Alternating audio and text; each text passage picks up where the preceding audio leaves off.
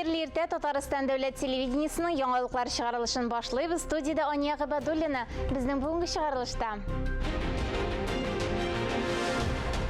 Һава торышын төсләр белән Казан циркындагы яктырткычлар кышкы режимга күчте. Алар минем балаларым кебек 34 ел гомерен терлекчелек тармагында эшләүче Татарстанның атказанган терлекчесе үзе караган маллар турында шулай ди. Ак буенда зур бәйрәм, матур гырыф-гадәтләребез саклануы барыбызны да сөендерә. Мөслим муниципаль районында Бөтен Россия каз мәсе фестивале узачак.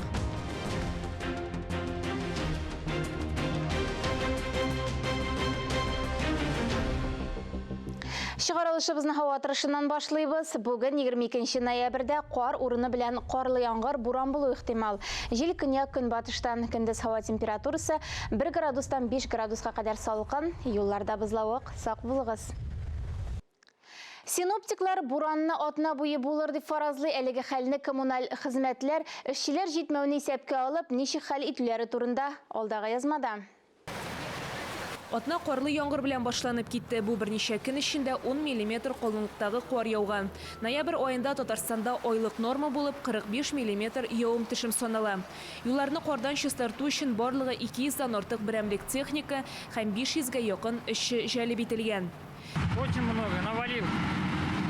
Стараемся не подводить. Бу көннәрдә урамда кирәк тотып кар җыештыручылар саны аеруча күп. Беренче чиратта алар техника керә алмый торган җирдә эшли. У нас здесь автобусная остановка, по всем нормам она должна быть очищена, но здесь у нас парковка автомобилей. И с людьми очень тяжело разговаривать, никто не оставляет номера. Мондай һава торышы юл транспорт хәрәкәтләренең артуына китергән. Шул сәбәпле бу көннәрдә аеруча машина йөртүчеләргә хәрәкәт күп булган урыннарда, мәктәпләр янында, юл чатында куркынычсызлык, тәэмин ителерлек тизлек белән хәрәкәт итәргә киңәш ителә. Татарстанда шторм кисәтүе игълан ителде. Бүген көндез һәм кич республика территориясендә буран һәм көчле җил булуы көтелә. Көндез урыны белән көчле кар булырга мөмкин. 12 сагать эчендә ким дигәндә 20 мм явым-төшем фаразлана. Кайбер районнарда синоптиклар җепшек кар һәм бызлы яңгыр вәгъдә итә. Динә Нишметдинова, Ринат Сахибгәрәев, Татарстан яңалыклары. Казан циркындагы яктырткычлар кышкы режимга күчте. Аны иртәрәк эшләтеп җибәрәләр. Уникаль җайланма цирк гөмбәзендә узган гасыр уртасында ук барлыкка килгән. Яктырткычларның төсе һава торышына бәйле. Заманча технологияләр моны төгәлрәк эшләргә мөмкинлек бирә. Һава торышы салкынарак булган сайын яктырткычлар зәңгәр төскә керә, ә җылытканда кызыл төстә яналар. Җайланмаларның төсен үзгәртүгә 1968 елда ирешәләр. Прометей бюросыннан Казан авиация институты студентлары зур прожекторларга җил датчиклары урнаштыра.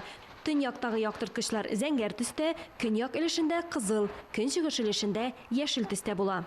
50 ел узгач циркны төзекләндергәндә технологияны торгызырга карар кылалар. Архитектура яктырту идарәсенең төп өлешенә менәбез. Без цирк түбәсендә Сатурн дип аталган аскы түбәдә торабыз. Монда җиһазларның бер өлеше куелган.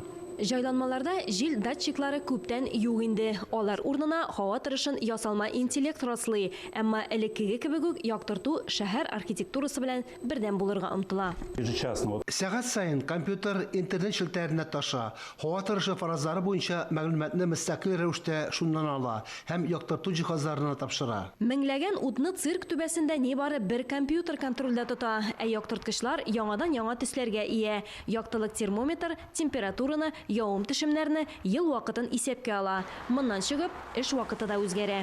Летом она у нас Җәй көне кичке сәгать 8-дән 11-гә кадәр яктырта. Хәзер кышкы чорда иртәрәк караңгы төшү сәбәпле яктырткычлар кичке 5-тән 11-гә кадәр яктырта. Киләчәктә әлеге җайланманы яңартып, утларны төне буе яндырырга исәплиләр. Алия Галиуллина, Диана Дасаева, Альберт Сафиуллин, Татарстан яңалыклары. Владимир Путин киләчәк инженерлары 2023-11 халыкара яшьләр сәнәгать форумында катнашучыларга һәм кунакларга мөрәҗәгатендә сәнәгатьне үстерү һәм модернизацияләү һичшиксез безнең өстенлегебез. Шуңа күрә алга табада яңа технологияләр, цифрлы хәл ителешләр, алдынгы экологик стандартлар кертүне арттырырбыз, диде ул. Яңалыклар чыгарылышын дәвам итәбез. Татарстан Республикасы Эчке эшләр министры киңәшчесе Николай Козыр белән хушлаштылар. Мәрәсим Александр Сергеевич Пушкин исемендәге мәдәният үзәгендә үткәрелде. Я горжусь тем, что знал и работал с этим человеком. Николай Федорович прошел большой жизненный путь, он внес заметный вклад в становление государственности, новейшей истории Республики Татарстан, института президентства. Николай Федорович Козырь Татарстан Республикасы хакимият органнарында жауаплы вазифалар башкарды. 1977-86 елларда ул ТАССРның матди техник базасын тәэмин итү буенча Дәүләт комитетының беренче урынбасары, ә соңрак аның рәисе булып эшли. Төрле елларда Татарстан Министрлар Советы, Республика Президентының эшләр идарәчесе, Татарстан Республикасы Президентының контроль идарәсе начальнигы булып хезмәт юлын уза. Соңгы елларда Татарстан Республикасы Эчке эшләр министрлыгы каршындагы иҗтимагый совет рәисе вазифасын башкарды. Мы сегодня прощаемся прекрасным человеком. Не чужих слов для меня. Почему? Потому что Николай Федорович я проработал рука об руку 11 лет. Потому что когда я был председателем Совета Министров, он был у меня руководителем аппарата.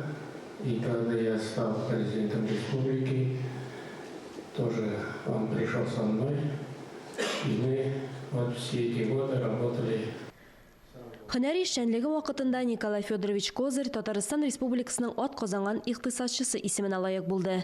Фидакар хезмәт өчен Татарстан медале, Татарстан Республикасы алдындагы казанышлары өчен ордены медале, ТАССР төзелүгә 100 ел медале, Татарстан Республикасы файдасына күп еллык нәтиҗәле эшчәнлеге һәм актив иҗтимагый эшчәнлеге өчен Татарстан президентының рәхмәт хаты белән бүләкләнде.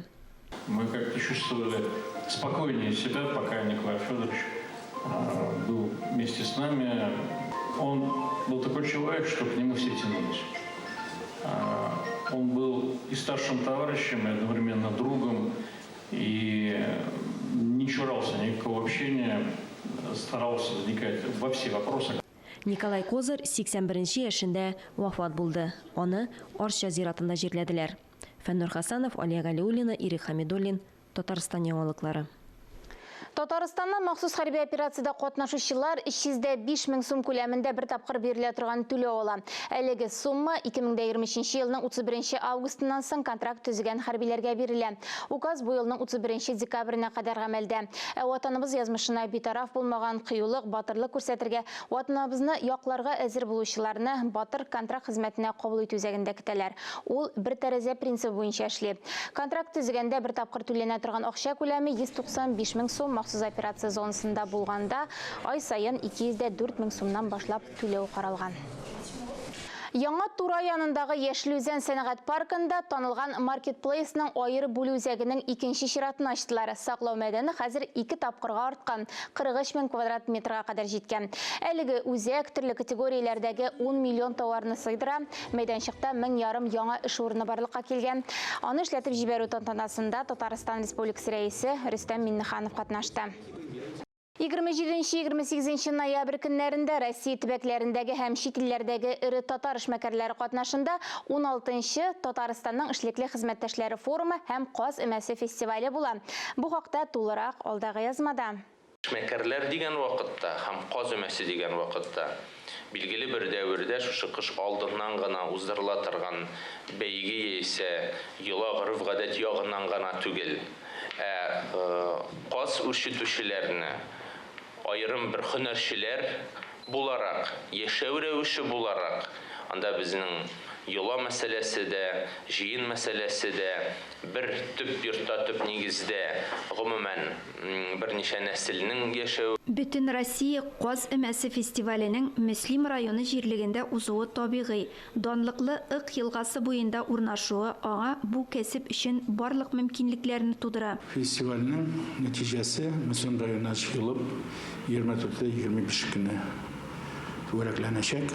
Анда Каз өмәсе Ык елгасында иң татар авыллары урнашкан. 4500 татар авылының 1000-гә якын Ык елгасына урнашкан.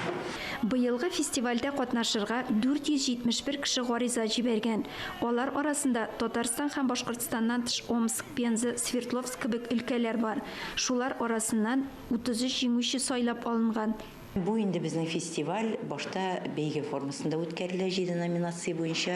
Без инде төрле төбәкләргә өләшеп, алардан эшләр җыябыз. 7 номинация, аның номинацияләре бик кызык. Анда төрле эшләр, татар халык ашларын күтәрүдә, татар халык инде каз эшләнмәләрен, каз җоннары кергән, каз итләре кергән. Гомумән казга кагылышлы бөтен нәрсә монда килә. Каз белән татарның тормыш юлы һәр вакыт бергә үрелеп бара. Каз эмәсендә матур йола күрсәтү белән бер рәттән халкыбызның отышлы кәсепләрен торгызу, татар авылларын саклап калу, киләчәктә татар казы брендын булдыруда күзаллана. Ләлә Зайнуллина, Ирек Хамидуллин, Татарстан яңалыклары. Апас районы Шыгай авылы фермасында эшләүче Илүзә Шәрәфиева 34 ел гомерен терлекчелек өлкәсенә багышлый. Бүгенге көндә 140тан артык баш бозауны карый. Быел Илүзә Шәрәфиева Казан шәһәрендә оештырылган авыл хуҗалыгы һәм эшкәртү сәнәгате хезмәткәрләре көненә багышланган тантаналы чарада катнаша һәм бирдә аңа Татарстан Республикасының атказанган терлекчесе исеме бирелә. Чираттагы язма шул турыда. Кайтып тора битме? Хәзер ишеләбез буламы? Шыгай авылында яшәүче Илүзә Шәрәфиеваның һәр көне төнге 2-дә 3-тә үк башлана. Ул өйдәге эшләрен карап, иртәнге 4нче яртыга малкайлары янына килеп җитә. Терлекчелек өлкәсендә гомуми эш стажы 34 ел. Шуның 10 елын ул бозаулар карый. Апас мал агрофирмасының Шыгай авылы фермасында эшли. Тукастык сыерлар беренче карага беренче җылны. Менә шуннан башланды инде. Ел сайын теге башта аларны карадым, аннары инде үзләргә күчтек. Монда инде мин 10нчы ел эшлим буга инде. 10нчы ел шушы инде бозаулар беренче ачылган шушы отделениедә. Фермада һәр яңа туган бозау Илүзә Шәрәфиева кулы аркылы үтә. Бер бәйрәме ялы булмаса да зарланмый Илүзә ханым. Һәр көнне маллары янына ашкынып килә. Biz кайтканчы инде сәгать эшләрне бетереп, җыештырып кайтканчы 9да була, 10нчы яртыда була, төрле көннәр була безнең. Яхшы тәрбия, җанлы аралашу, сәламәт тукландыру малларга тизрәк үсәргә, авырлык җыярга ярдәм итә ди тәҗрибәле хезмәткәр. Бүгенге көндә аның карамагында 140 баштан артык бозау бар. Алар өчен ул терлекче дә, табиб та. Бүгенге көндә 145 бозау монда. 180-гә хәтта дә җитә. Менә монда инде безнең эшли Шәрәфиева Илүзә. Бөтен җанын тәнен бирә инде шушал эшкә. Почти бөтен инде аның тормышы шушал фермада уза инде. Иде менә ул кайчан эшен эшләп өлгерәм белмим.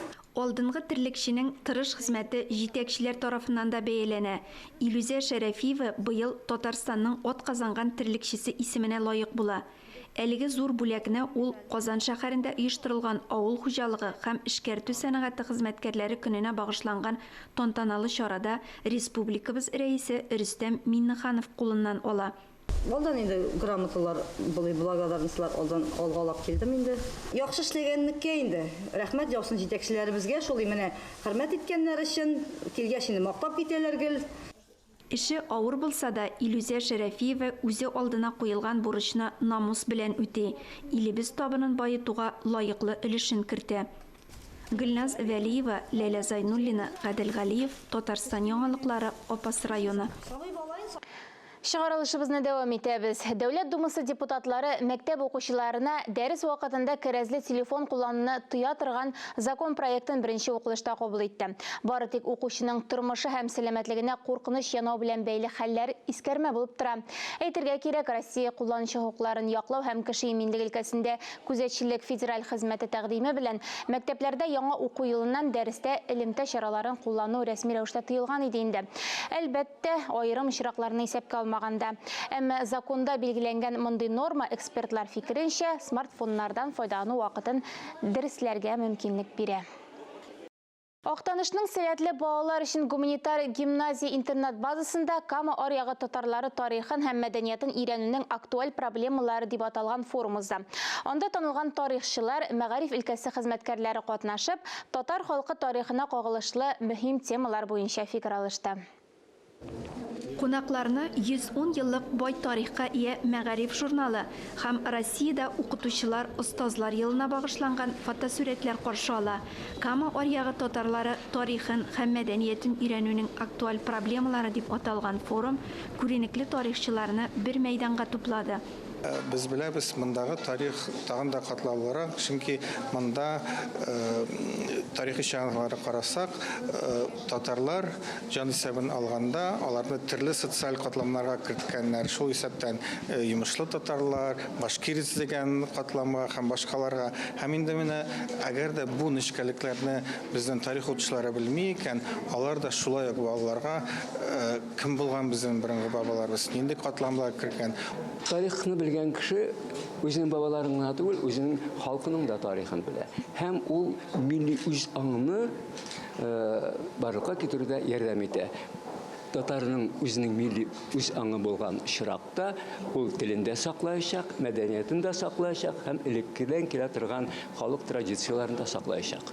Кама Орьягы территориясендә яшәгән халыкның тарихы күп кенә галимнәр арасында зур кызыксыну белән өйрәнелә. Аларның төп максаты тарихи мәгълүматны киләчәк буынга җиткерү, мәдәни мирасны саклап калу.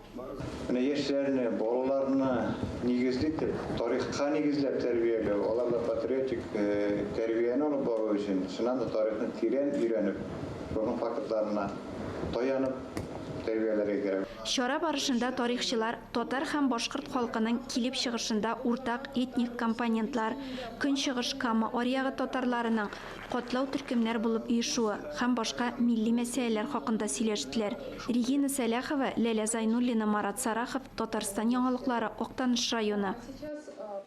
101 яшын тутырган Казан утлары журналы әдәбият сөючеләргә алга таба нинди әсәрләр тәкъдим итәргә җыена. Журнал игълан иткән әдәби бәйгеләрнең нәтиҗәсе нинди?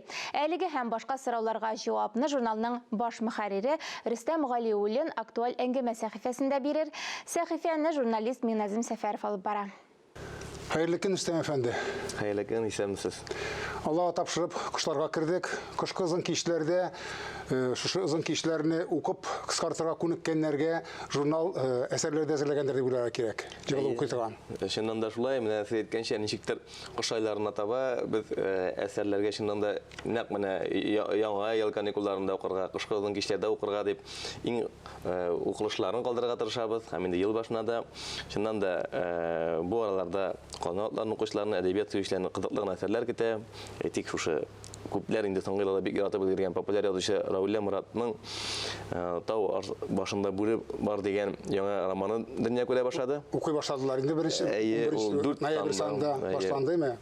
Ул ноябрь, декабрь, январь, февраль саннарында чыгачак. Кышкы җитәчәк әйткәнчә, шулай ук Зөлфәт Хәким, Нәбилә Гыймаддинова кебек авторларыбызның әсәрләре бар. Рафис Корбанның менә ул да соңгы елларда бик популярлык алды, яңа романы портфелебездә. Портфель буш түгел димәк. Портфель буш түгел, Илгиз Зәйниев кебек драматургларның пьеслары бар, популяр драматургларның. Чыннан да сез әйткәнчә, киләсе елга без шушы укучыларны сөендерә торган әсәрләр белән аяк басырга җыенабыз. Үз аягы белән килгән әсәрләр янәшәсендә әле сез игълан иткән конкурска килгән әсәрләр дә бар дип уйларга кирәк. Әйе, иң беренче чиратта менә бу без түземсезлек белән көтәбез шушы 1 декабрьдә зур әдәби ябык бәйгенең нәтиҗәләрен. Анда димәк безнең романнар, повестлар яңа җиңүчеләр өстәләчәк. Шулай ук безнең ел дәвамында менә үзебезнең Казан утларының бер бизәге булды. Шушы татар телен саклау һәм Татарстанда яшәгән башка милләтләрнең телен саклау үстерү комиссиясе ярдәме белән уздырылган "Сез иң гүзәл кеше икәнсез" дигән конкурс. Бу укытучылар турында сүз барганны аңлашыла инде, әйеме? Әйе. Мәгълүм җирдә алынган сәхифәме? Чыннан да быел Россиядә укытучылар һәм остазлар елы дип игълан ителде. Һәм инде менә комиссия рәисе Марат Утыфулла Әхмәтов безнең идеяны хуплап, ярдәм итте. Без бергәләп үзебезнең укытучыларыбызны, мәктәп тормышын, андагы остазларны, күренекле остазларны, педагогларны хөрмәтләү һәм инде шушы проблемаларны күтәрү, яктырту, шәхесләрне барлау йөзеннән мәктәп укучылары арасында шигырь номинациясендә һәм инде өлкәннәр, язучылар арасында повесть һәм хикәя номинацияләрендә конкурс игълан иттек. Бу журналны укып баручылар күрә торганнардыр. Безнең гомумән әти-әниләр һәм укытучылар турында иң күп языла торган темаларның берсе дип алырга кирәк. Чөнки һәркемнең үзенең укытучысы бар, яраткан укытучысы бар, әмма шуңа күрә менә бу 11-нче санда гына да мәсәлән бу конкурска килгән 2 әсәр басылган. Димәк, конкурска килә дигән сүз әсәрләр. Чыннан да менә кайсы профессияның никадәр актуаль һәм инде популяр икәнен белү өчен конкурс игълан иткән. Без менә ел сайын конкурслар оештырабыз бит инде. Быел менә укытучылар елы укытучыларга багышлангач ул темага әсәрләр язылар микән, бик күңелсез булмас микән дигән инде киресенчә шаккаттык, башыннан алып, инде игълан итүгә Гыйнима районыннан инде менә бүгенге кадәр инде 7дән артык эш килде. Бу инде бик зур сан дип әйтергә мөмкин. Әле ул чөнки соңгы көннәргә кадәр киләчәк, 10 декабрьгә кадәр. Бездә чыннан да укытучыларның мөнәсәбәт, караш чыннан да әле бик бар икән. Үзләренең хөрмәтле укытучылары турында да, мәктәп тормышында гыйбрәтле вакыйгалар турында да хикәяләр, повестьлар киләдер. Проблемаларда күтәреп язылганнар да бар арасында, әйе. Әйе. Чыннан да укытучы бит инде ул безнең җәмгыятьнең күзәтүчесе чыннан да. Ул һәр нормаль җәмгыятьтә укытучы ул иң күренекле урын алып тора тиеш. Чөнки безнең киләчәгебез нәкъ менә укытучыларга бәйле. Мин үзем 40 ел стажы булган укытучылар гаиләсендә үскәч, аның нәрсә икәнен чамалыйм. Чыннан да без, мәсәлән, әгәр шушы ел уңаеннан төп әдәби журналыбызда укытучыларыбызның абруен яңадан җәмгыятьтә кайтаруга, яктыртуга күпмедер үзебездән өлеш кертелгәнбез икән. Димәк инде безнең эшебез нәтиҗәсез булмаган. Бәйге булгач, конкурс булгач, бит инде аның жюри булга тиеш, җиңүчеләр һәм җиңелүчеләр дип безнең даими басылып чыккан кешеләр һәркайсы да җиңүче дип атала. Ләкин җиңүчеләргә дә битәр бүләкләр дә әзерләнгәндер. Менә шулар турында яңадан искәртеп китсәк иде бүген тамашачылар. Ачык конкурс. Моның бер ачык конкурс бар, ябык конкурс бар. Ябык конкурсның үзенә күрә бер өстенлекләре бар. Ахыры хәтле жюри кем катнашканын белмим. Ләкин ачык конкурсында мин үзебездә бик шатабыз, чөнки әйтик, Гыйнима районыннан эшләрне кабул итә башлыйбыз. Декабрьгә кадәр килгән әсәрләр басылып бара. Димәк инде шушында катнашучылар, алар үзләре үк жюри кебек көндәшләрен дип әйтергә дә бу чиракта карап баралар, күзәтеп баралар. Шуңа күрә менә 6 ел инде конкурслар оештырабыз. Бер кайчанда ниндидер аңлашылмауларның булганы юк. Чөнки без шушы журналда дөнья күргән иң яхшы әсәрләрне билгеләбез. Планка куела, шул планка күтәрелеп кенә барыла дигән диме? Шуннан да менә әйтеп китәргә кирәктер. 10 декабрьгә кадәр эшләрне кабул итәбез. 3 номинация: повесть, хикәя һәм мәктәп балалары арасында шигырь номинациясе. Повесть номинациясендә җиңүчеләргә 100 мең сум акча каралган, хикәя номинациясендә 50 мең сум. Мәктәп балаларына шулай ук 15 мең, 10 мең һәм 8 мең сумлык эш бүләк тә һәм 5 эш катнашучыга 5 мең бүләк. Бу инде үзләренә күрә аларга да бик зур стимул. Аның инде 18 декабрьдә дип торабыз. Яңбаклау булачак. Марат Котофулы Әхмәтов ел сайын үзе котлый торган иде. Быел да традициялар саклана дип өметләнәбез. Аны шулай булсын, алга таба да журналда шулай итеп укучылар үзләре яраткан кешеләр турында, үзләре яраткан темалар турында әсәрләр укырга насыйп булсын. Амин. Бик зур рәхмәт. Сәләмәтлек күрешик. Хөрмәтле телевизор караучылар, берничә минуттан эфирыбызны хәерле көн Татарстан тапшыру дәвам итә. Аның алып баручысы Миңназим Сәфәров. Бүген нинди тема булыр икән? Хәзер аның үзеннән сорашыйк әле. Исәнмесез, Миңназим әфәнде? Хәерле көн, әния. Без бүген тамашачыларыбызга алар яратып өлгергән уйнагыз гармуннар тапшыруның чираттагысын карарга тәкъдим итәбез.